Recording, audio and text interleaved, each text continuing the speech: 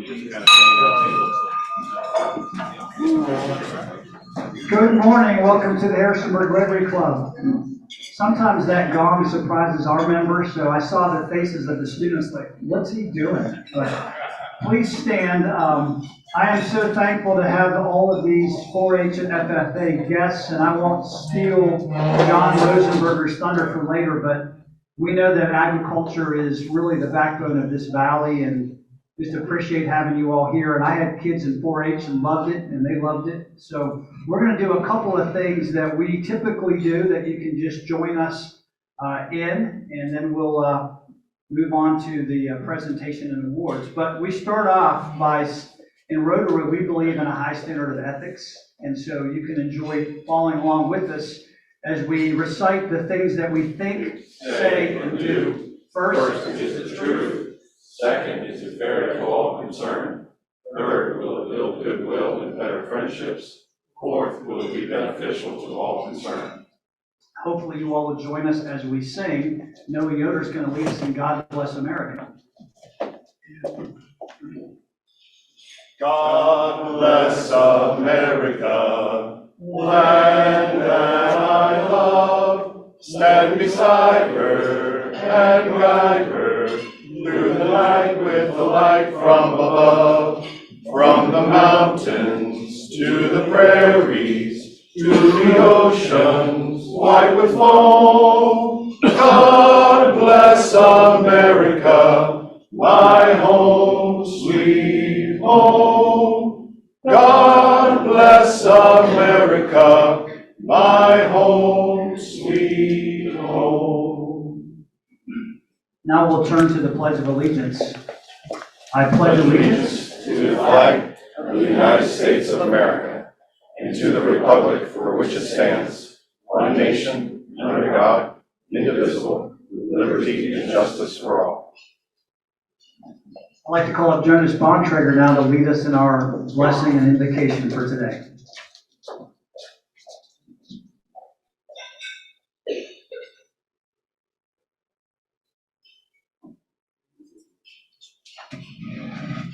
Today I'm going to do something a little different. I'm going to read the prayer of St. Francis. Join me. Lord, make me an instrument of thy peace. Where there is hatred, let me sow love. Where there is injury, pardon. Where there is doubt, faith. Where there is despair, hope. Where there is darkness, light. And where there is sadness, joy. O divine Master, grant that I may not so much seek to be consoled as to console, to be understood as to understand, to be loved as to love. For it is in giving that we receive, it is in pardoning that we are pardoned, and it is in dying that we are born to eternal life. Amen. You may be seated. Thank you, Jonas. And I'm going to call Joe Hackman up to introduce guests and visiting Rotarians.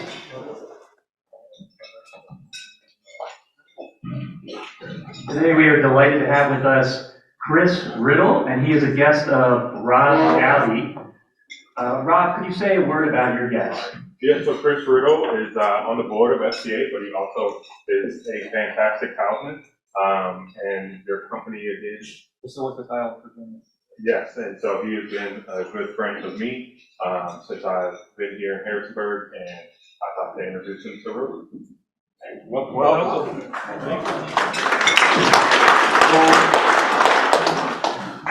Welcome. One of the things that we do is Rotarians is talk about what we call the family of Rotary, and I do have a great announcement to make. Ash Heatwell, one of our members, and his wife welcomed a baby girl to their family.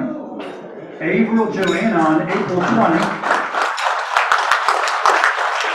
Mother and baby are doing well. Avril is Ash's wife's grandmother's name, and Joanna was the middle name of Ash's mom, so it's a family name, and so we're excited to celebrate with them. With that said, just a couple of quick announcements before we turn it over to John Rosenberger. So the RAM Clinic's coming up. And so continue to search, if look through the emails that Michael has sent out to look for that link to sign up to help with the RAM Clinic. It's a great event. I will also mention, you will get a little pause from me. Rodney will be leading the next couple of meetings as I'm going to be traveling for a couple of weeks. And so look forward to seeing him up here. And then I will be returning on May 15th when we are going to be at JMU for our Ethics Awards. That's our big ceremony. We've got table hosts. It feels like it's all covered, Lynn. We had one, but I think we're good now. So we're excited about that. We also are excited about filling you more in about our club's grant application for Well of Hope. But there's more information to come on that later. But we do have a grant application in the works and some exciting things to do as a club. So with that said, I will turn it over to John Rosenberger, who will lead the rest of our day's event.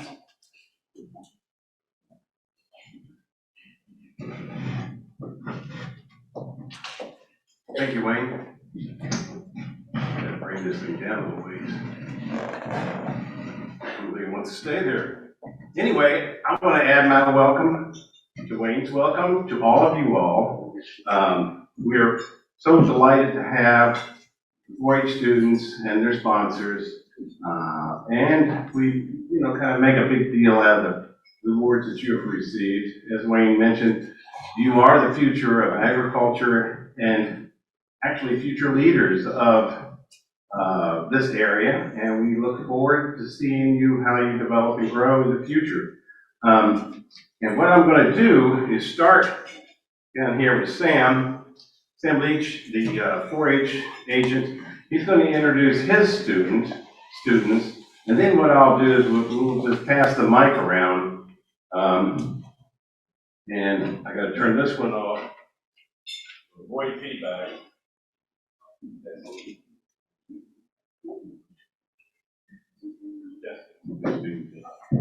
There you go. There we go.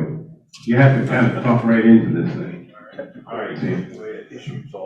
All right, good afternoon. Thank you all for having us again. It's always a pleasure to come and see you all and bring our students here. This year, when we were asked to pick children to come to this event, we decided to recognize our national winners and competitors. We had a very successful year in the state with all of our kids, but we had a very, very, very successful year on the national level as well. So from horse judging, we have Carrie Miller and Carly Sonafrank. Both of these girls served on the state 4-H horse judging team, so if they would stand up, please. Carly's in the back, but double dipping with FFA today. So they had to earn their spot on that by placing top 10 in the state, which is not easy to do. We have a fairly competitive horse judging program here in Virginia. And then Kaylee Hill, she is not with us today. But she made it onto the state ecology judging team, so that was exciting. And then we had a really, really large group of shooting sports competitors that competed at the national level. Haley is the only one that could, or Haley and Grayson are the only ones that could make it with us today. Haley's team actually was the first muzzle loading team to win nationals for Virginia, so we're really excited about that. So Haley and Grayson would stand up. Again, thank you for having us. We're really happy to be here.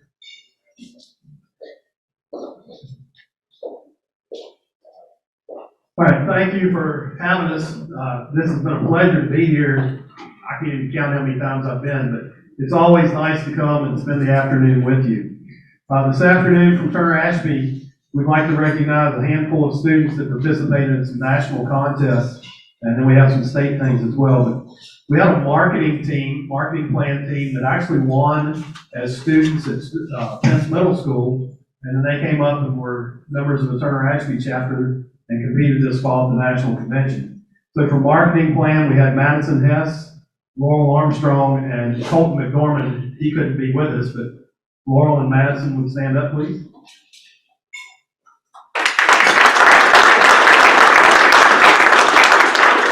We had an agri-science fair competitor who won the state contest. And as you go to the national level, there's a system of developing who the national finalist is. And we had a national finalist that competed in the social systems category on a project that was based around drug and alcohol abuse within the ag community.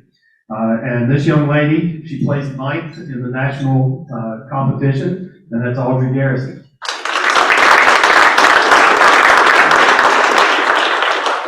And the last person that we'll recognize, it's our only state degree candidate that we have this year from Turner Ashby High School. She also serves as our chapter president, in which all of these are chapter officers, but our chapter president and state degree recipient is Mackenzie Crawford.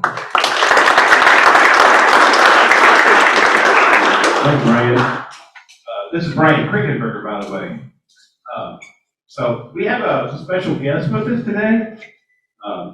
Jennifer Armstrong is with the FFA State Foundation, and she's sitting right here. Maybe she'll just stand up and be recognized. We're really glad to have her today. Okay. So I'm looking for whoever I can find. Yeah, we'll get it. Oh, okay. My name is Hannah Campbell. I'm the ag teacher and FFA advisor at East Rockingham High School. And with me today, I have some very special students. First, I would like to recognize our seniors, Emma Coon and Mariana Rothgeb. They will be graduating this year, and they are our 2 state degree candidates. So I brought them with me today.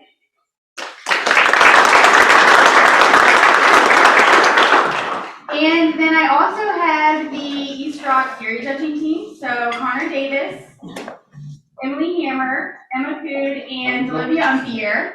They competed last summer in the state FFA Dairy Cattle Evaluation and Management Contest at the Rockingham County Fairgrounds, where they placed first. As the state winning team, they got to go to compete in the national competition in Indianapolis, Indiana.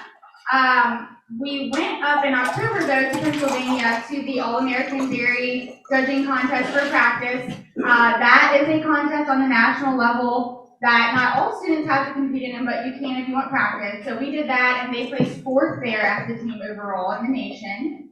We then went to Indianapolis to compete in October, and they were a silver-rated team, which is a very high accomplishment. So Connor, Emily, and Emma were rated silver individually, and then Olivia was a bronze individually rated individual, and as a team they were silver overall. So they are all also officers of our chapter.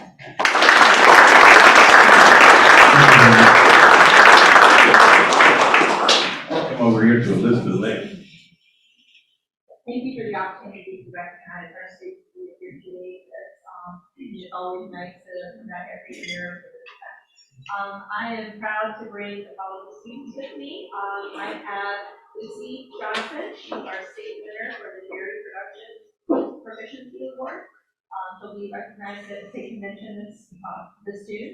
I've also got Chloe Shepherd. She will be receiving her state degree, as well as she's our chapter president. And then along with Chloe, Miley Finley, Graham Welsh, and Emma Shepherd, they placed second in the poultry contest last year at the state convention and earned the right to compete at the Eastern Regional competition, the E, this fall. So very proud of their accomplishment.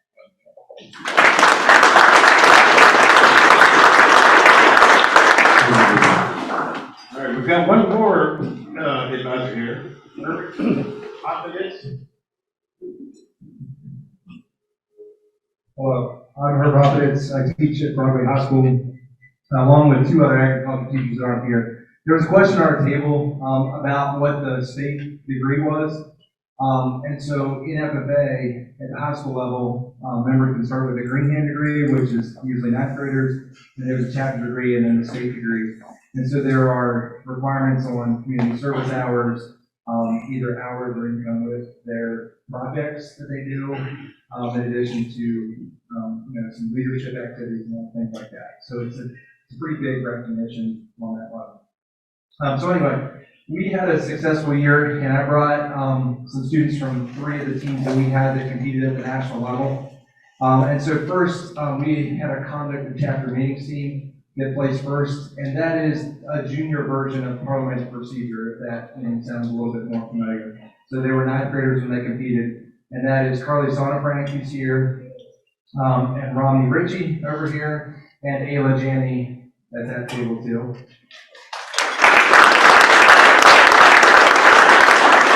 And then, you guys can sit down. We also have so they can see everybody else. And then we also had a poultry evaluation team that placed first at the state, and was silver rated at the national level, and that was Katie Payne, and Julia Haviland, and Stephanie Schwager.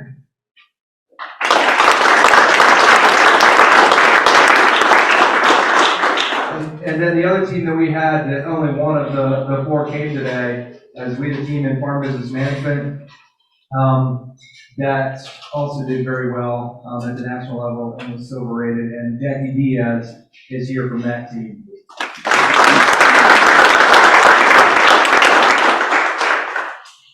Thank you very much, and thank you to all the advisors and students for being here once again.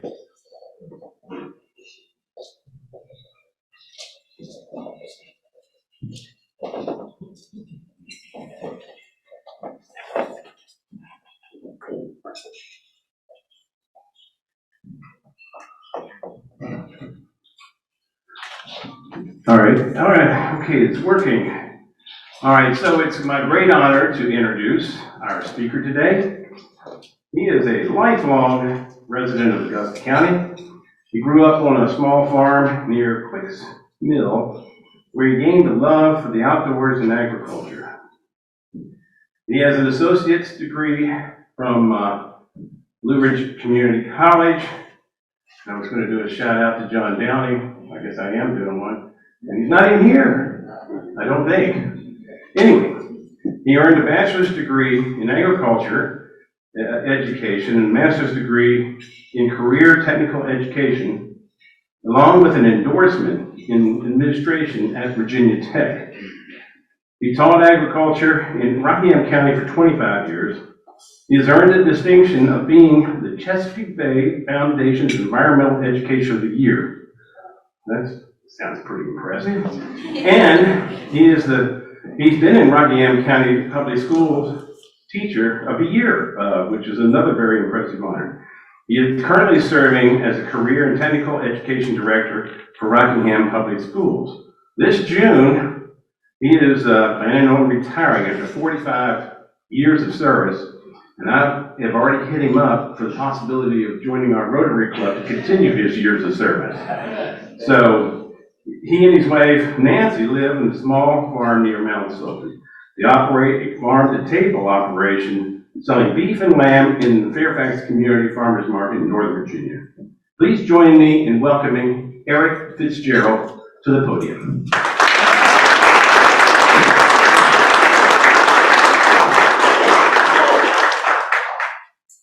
Thank you, sir, for that introduction. Thank you.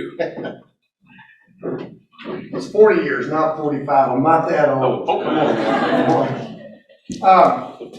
First of all, I want to thank all the Rotarians for being here and for honoring all of our ag students and all of our 4-H members, FFA members. One of the things that came to my mind as soon as I walked into this room with all the students and all the teachers and the Rotarians was, you know, we're really lucky, very blessed to have the support of the community for our schools, for our kids, and just for each other. That goes a long way, and boy, I tell you what, when you start thinking about all the principles of Rotary that we started with, I mean, we're talking about truth, fairness, goodwill, better friendships, and beneficial to everybody. That's what the Rockingham Way is all about, and that's what agricultural education is all about too, whether it be in 4-H or FFA. In fact, I think there's a lot of direct ties between Rotarians and FFA members and 4-H members, because I think that if you look at the principles of ag education in general, and if you look at what 4-H tries to instill among young people as well as FFA, it's all about community service. It's all about hard work. It's all about getting the job done and doing it in the right way for other people. So that's what I want to talk to you about for a few minutes. And I'm going to tell you a little bit about, some of you may have heard this, about my story just a little bit, because I went into agriculture not knowing what I would get out of agriculture. Because here's kind of how my journey went. And then I'm going to tell you folks, especially the students, about what your journey can lead you into. 53 years ago, I'm not going to tell you my total age, but you can guess it pretty quick. But 53 years ago, I started my journey in agriculture. I was actually raised or born in Stanton, Virginia, right outside the city limits in the county, and I lived in a subdivision for the first 9 years of my life. I had no idea about anything with agriculture until, now this is a true story, and I'm not kidding you on this, until one night when my parents were playing cards with my aunt and uncle. They did that on Friday nights a lot. My aunt and uncle had no children. But they were playing cards one night, and all of a sudden, when I was 9 years old, my brother's 5 years older, he was 14, I heard something about moving. And it's like, what do you mean we're going to move? We're going to move out of here, out of Stanton? And so anyway, over a card game, and it wasn't the card game like where they lost in poker. It was a friendly discussion, honestly it wasn't. But my parents and my aunt and uncle decided that it would be better to raise us in a farm setting in an agricultural way than it would be in the subdivision we grew up in. Nothing wrong with the subdivision. I still have some good friends I met before I was 9 years old, and I keep in touch with them. But I didn't know, at the time I was a little bit kind of distraught about that. I really didn't want to move. I had friends. I had to switch schools, all of that. And I thought, how does this work? Well, I found out. You see, my mom and dad had a vision for us, and they wanted us to learn a lot of the things that you've talked about with Rotarians that are up there. They wanted us to learn how to be a benefit to the community and how to actually build better friendships and build goodwill.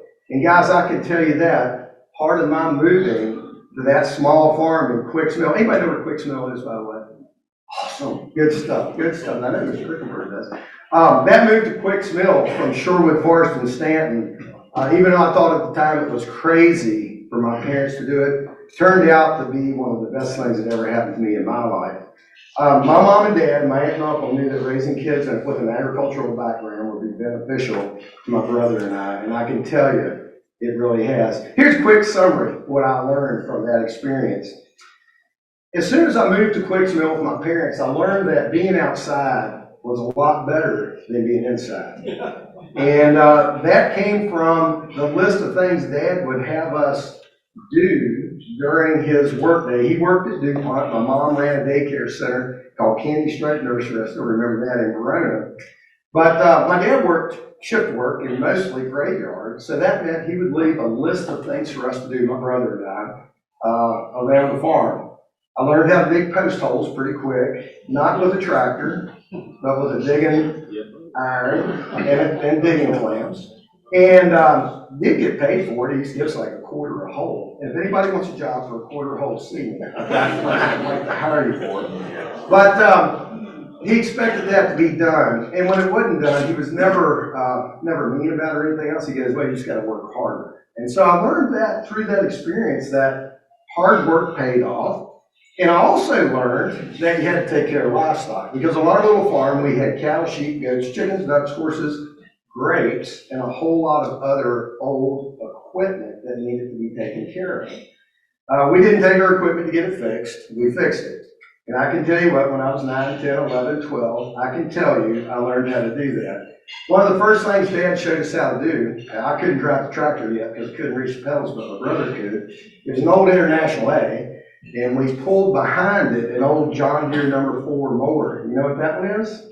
It's an old sickle bar mower that was made for horses. But we had a little tractor to pull behind it, and it had this thing called a pitman rod in it, made out of wood. And if you went too fast, you'd break the pitman rod. The first one we broke, I remember Dad saying, well, that's too bad. And then you're going to have to make one. It's like, how in the world did you make a pitman rod? Well, you stay in the shop for 3 or 4 hours, you get it just right, holes have to line up, you put it in. You grease everything back up, you can go. Guys, I learned a lot from that. I learned that when you break something, you can't just leave it for somebody else to fix. That you got to figure out how to fix it. Now, my brother was a big help in it until he got a girlfriend, and then I was by myself. But anyway, those are some of the things that I learned. I also learned, I got my first job at Parrish Egg Farm. It was right up from us, gathering eggs. Mr. Parrish had 5 big, long old tree houses. And at that time, you pushed the little cart down the aisle, took about 45 minutes to get down the aisle, and that you would gather chicken eggs and just roll them in his cart, took them back. But from that experience, I learned how to candle eggs, and I learned how to find out what a double yolk egg was. I learned that chickens, if you go shh real loud, the whole house will be quiet for about 3 seconds. I learned all those things, but something else I learned, and something else that I didn't realize, was again that the experiences that I was getting in that poultry house would help me for the rest of my life. And that's kind of cool. One day Mr. Parrish came through, and this is something I didn't even think about that had any bearing on anything at all, bearing literally. But there was a fan in the back of the poultry house where the fan was kind of, making all kinds of racket. I went up and looked at it as a kid, and it's like, hey, it needs a new bearing. Well, I learned about bearings from that old John Deere number 4 mower, right? And so I told Mr. Parrish, it's like, hey, Mr. Parrish, I think you need a bearing in that fan. And he goes, how do you know what a bearing is? It's like, well, it's on the John Deere number 4 mower too, just like that. So anyway, he called my parents and he told them, he said, you know what? He goes, that's pretty cool that a kid that young knows that a bearing needs replaced. It saved him some money. And I didn't think any more about it. And I thought, well, okay, so I made $1.15 an hour gathering eggs at 12 years old, right? Well, then I enrolled in ag education. I went to Maroon Elementary. We went from 7th grade to 8th grade in high school. Probably some of you guys do that. I think it's illegal now. I don't know. But that's the way we used to do it. And when I went there, I had this teacher, Mr. Bill Simmons. Some of you may know Bill. And his buddy, Mr. Matt Kemp, who got me into agriculture. And again, I thought, what in the world am I doing? Because the first thing you started out with, you had to learn this creed. And you had to know how to put these jackets on and all that stuff. And it's like, what's that going to help me in life? I believe in the future. Why do I like to do that? Never thought more about it. But they inspired me enough to buy my first FFA jacket. First one. And it cost $13. They're a little bit more expensive than that now. But I got my FFA jacket for $13 and I still have it in my closet. It's a 38 regular, and I can tell you I don't wear a 38 regular. But anyway, it's one of my prized possessions. Now, I tell you this not to tell you about me. That's not the goal of this speech. Even though I'm retiring, and it's nice to do that. That's not what I want to do with this little presentation. But what I want to tell you from those experiences that I learned that things that I was doing in agriculture, whether it was in the classroom, on the farm, whatever it was, competing in a contest, I learned that those skills are valuable. That they're really valuable. Now, I look at Rockingham County right now. We're the #1 ag county in the state of Virginia, right? We're #2 on the East Coast behind which county? I heard it. Chesterfield, no. Lancaster County, Pennsylvania, so we're #2. And Rockingham County is in the top 2% of all ag producing counties in the nation. Did I get those figures right, Sam? I hope so too. Don't quote me on it, I'll deny it. No, I'm just playing. But those are the figures, those are the facts. So here's the thing. Guys, I'm going to tell you this, and for students, I want to tell you, our agricultural community right now values the things that you're competing in, and we value the things that you're learning. Because I'm going to tell you, if you look around, if you look at boards of churches, if you look at boards of the Saltwater Conservation District, if you look at lots of boards of lots of different organizations in this area, you're going to find that ag leaders manage and are very instrumental in a lot of those. That's important to note. Sometimes agriculture doesn't get the press that it deserves, right? We know that. But here's what you have to do. You've got to use your voice, and you've got to use the talents and skills that you're acquiring to use those to better our community even more. The Rotarians know it. That's why you're here. Okay? There's not just anybody here. You're here because you are the future of lots of the things that are going to happen in our communities. Now, the things that I learned in agriculture have served me well as a person. I got involved in ag education. That's a whole other story, and we won't get out by 12:55 if I do that. But I got involved in ag education, became a teacher. And again, I didn't know quite what I was getting into, but I do know this. I found out that the community, this community especially, is more supportive than any community that I've ever had a chance to be part of. And again, I think you guys are seeing that. Your skills are highly valued in today's world. We need you. Okay? You go back to school, I don't care what school it is, go back to school and tell your folks, tell your friends, you need to get into agriculture. You need to take classes. I don't care if you're a farmer down the road, I don't care if you even work in agriculture, but I really believe, I truly believe, that everybody needs to be involved in agriculture in some way, shape, or form. After all, we have one thing in common, we all eat. And if you want to look at what causes a lot of wars and a lot of political problems in countries, a lot of it stems from food security or insecurity. Guys, we got to stay food secure. But anyway, here are the things that I think would be a takeaway for you, I hope, from my little presentation today. The things that the Rotarians are talking about, that four-way test, is something that will serve you well if you follow that. Because here's the deal. In agriculture, here's what you're learning right now. I see it in the classrooms. I see it at 4-H. I see it everywhere where youth are involved. Work ethic. You guys learn work ethic through your classes and through your competitions. I know Mr. Leach gets upset when you miss a practice. Is that correct, Miss Berry? I know he does. And I know that Miss Campbell back there, when you guys have a problem and you come to her without trying to solve it yourself, she usually gives you a little bit of an earful, correct? Okay, and I know Mr. Hoppet is back there. I was at their banquet the other night, that he teaches communication skills, and that's really important, guys. When you guys judge, you do reasons. I place this class at Holstein Heifers, 3124. I've been there, done it.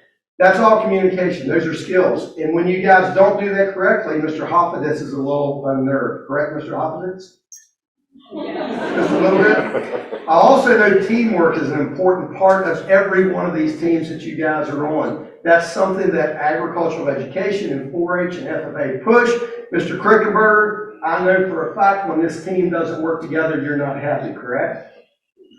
Dependability, reliability. Folks, I'm going to tell you something. That's one of the big ones. Mrs. Lamb, I know when students tell you they're going to do something, they do it. If they don't do it, you remind them. You teach them how to do better on that, correct? That's all part of the stuff that we're teaching. Discipline, respect, sense of community, self-reliance. All of those things are things that you are learning through the opportunities that you have in agricultural education and in 4-H. Do not underestimate what you're learning. Don't ever take it for granted that that blue jacket, or when you put that 4-H emblem on a jacket, don't ever think that people don't realize what that is. It sets you apart because you have some skills that a lot of other people need, a lot of other people want, but they don't have chances to get it. I want to just finish with this one thing that really probably made more of an impact on me as an administrator, as an educator, than any other thing that ever happened to me when I was working with students or working with adults. A few years ago, Rockingham County administrators were doing a tour. Dr. Carol Armstrong, Dr. Carol Finn wanted us to go out and visit all kinds of business and industry sites and learn what they were looking for in their future employees. Now, I was the guy that had to set that up, and Dr. Finn told me, "Oh, Eric, once you do this," like, at first I saw it as like, oh my gosh, here goes another one of those duties that you get assigned, you know. But actually it came out to be pretty cool. But we did one visit in particular that is very memorable for me, and it was to Dynamic Aviation. Anybody here from Dynamic today? Dynamic Aviation in Bridgewater. I didn't know a lot about Dynamic at the time. Since I found out a lot about it, it's a pretty cool business in this area. But one of the owners was down at Dynamic, and they were giving some tours through there. And one of the principals said, "Hey, what are you looking for in students? What are you looking for in future employees?" And this is a quote he said. The reply was, "Give me a kid who grew up on a farm or knows agriculture in the Shenandoah Valley. That's what I'm looking for." And that says a lot. That says a lot. It's deep. So guys, whenever you think that what you're doing doesn't make a difference, that's not true. You guys are learning stuff that's going to benefit your community. He said this because he knew agriculturalists have certain traits.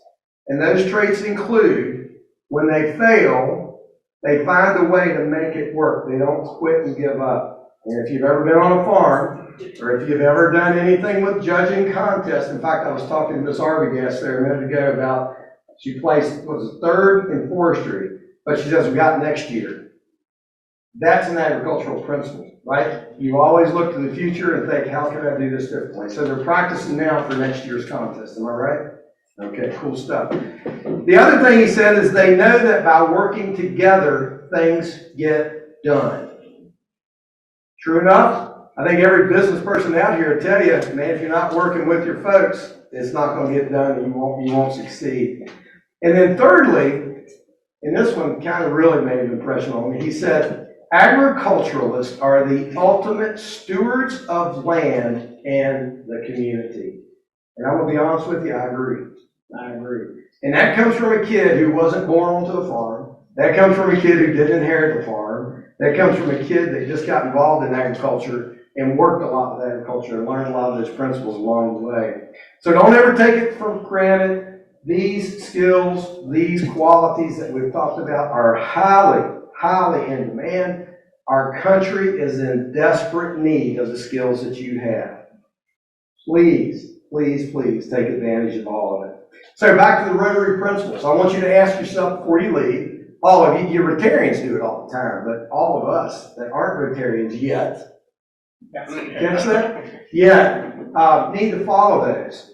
Think about it. Whatever you're doing, is it the truth? Are you doing it for the right reasons? Is it fair to everybody else around you? Are you not taking advantage of people? Will it build goodwill? Holy cow, we need goodwill. Will it build goodwill and better friendships? And then all of the things you do, please think about, will it be beneficial to everybody who's concerned and part of it? Follow these skills, use your skills. Remember, I'm telling you these 3 words, we need you. We need you for the future. So that's it. That's my message for today, and I think I got in, look at that, 12:55. That's what John told me I had.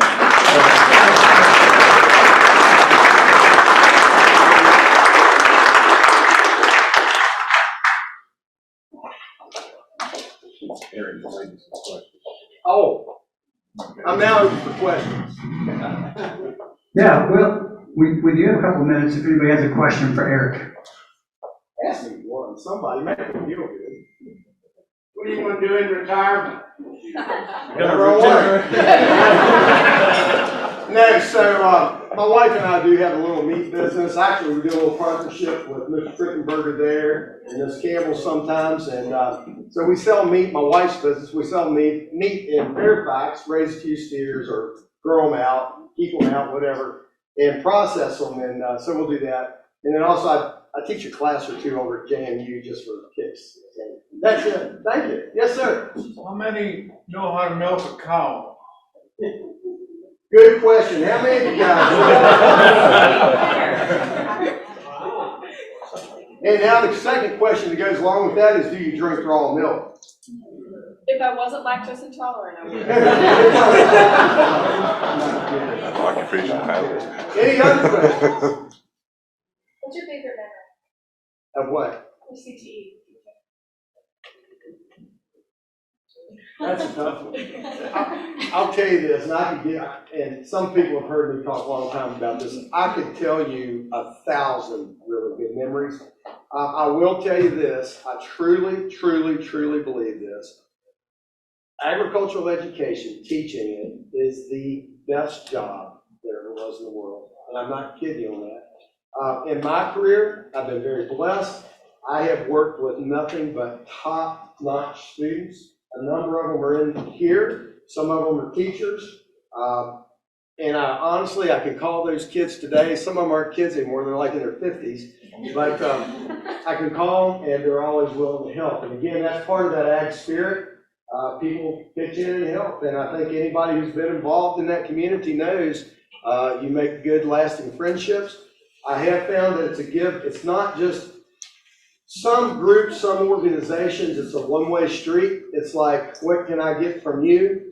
I've never felt that way about anybody in the ag community. It's always been, hey, can you help me with this because I can help you with this, and it's that cooperative that cooperative agreement, I think, is kind of unsung. So that's the cool thing. So I can't, one memory, man, I'd have to really think on that, and it's almost 1 o'clock, so I've been Any others? Thank you very much. Thank you. For letting me